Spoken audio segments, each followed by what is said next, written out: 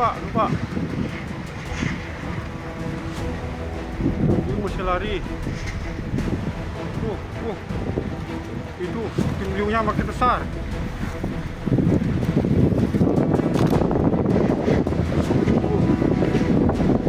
Tim beliau.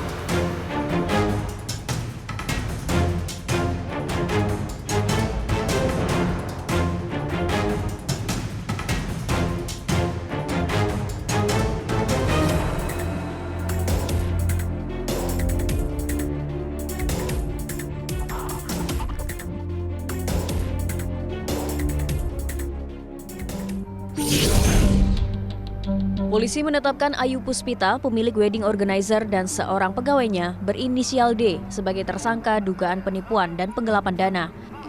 Kapolres Metro Jakarta Utara, Kombes Pol Erik Frendris mengatakan, kedua tersangka memiliki peran berbeda, di mana Ayu sebagai pemilik dan juga penanggung jawab, sementara D selaku marketing dan juga koordinator dekorasi pernikahan. Sebelumnya polisi juga telah memeriksa 3 orang pegawai lainnya, namun hingga kini ketiganya masih belum ditetapkan tersangka dan masih didalami keterangannya.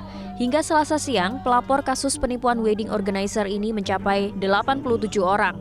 Pihak Polres Metro Jakarta Utara akan berkoordinasi dengan Polda Metro Jaya dan Polres Jakarta Timur, mengingat kantor tersangka berada di Cipayung, Jakarta Timur, dan membuat kerugian puluhan korban yang berada di wilayah lain.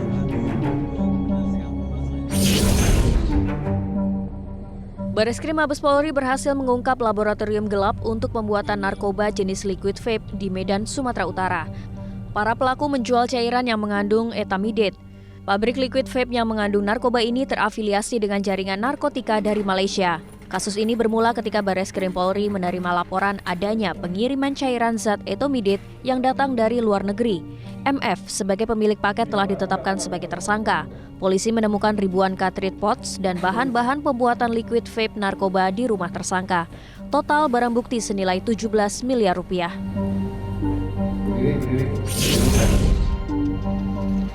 Presiden Republik Indonesia Prabowo Subianto melakukan kunjungan ke Pakistan untuk memperkuat hubungan kerjasama antara Indonesia dan Pakistan. Dalam kunjungannya, Presiden Prabowo bertemu dengan Perdana Menteri Pakistan, Shehbaz Sharif, untuk membahas tentang penguatan hubungan dari kedua negara. Kunjungan ini juga bertepatan dengan peringatan 75 tahun hubungan diplomatik Indonesia-Pakistan. Indonesia-Pakistan sepakat dengan pertukaran dokumen MOU perjanjian. Terdapat 7 perjanjian yang disepakati, diantaranya kerjasama di sektor pendidikan, sektor pemerintahan, dan sektor kesehatan, serta kolaborasi di sektor perdagangan. Implementasi kerjasama tersebut diharapkan dapat mendorong pertumbuhan ekonomi, sumber daya manusia, dan memperkuat kontribusi kedua negara dalam menjaga stabilitas kawasan.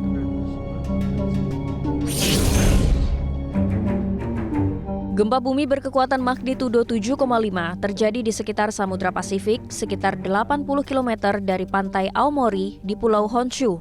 Sekitar 33 orang terluka akibat tertimpa benda saat gempa berlangsung. Sejumlah bangunan dan infrastruktur terlihat rusak setelah gempa terjadi, mengakibatkan sekitar 800 rumah warga tanpa listrik dan layanan transportasi umum harus dihentikan. 480 penduduk harus mengungsi di Pangkalan Udara Hachinohe dan 18 helikopter militer dikerahkan untuk proses evakuasi.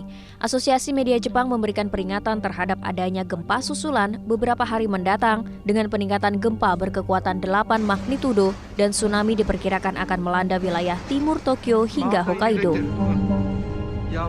Jelajahi cara baru mendapatkan informasi. Download Metro TV Extend sekarang.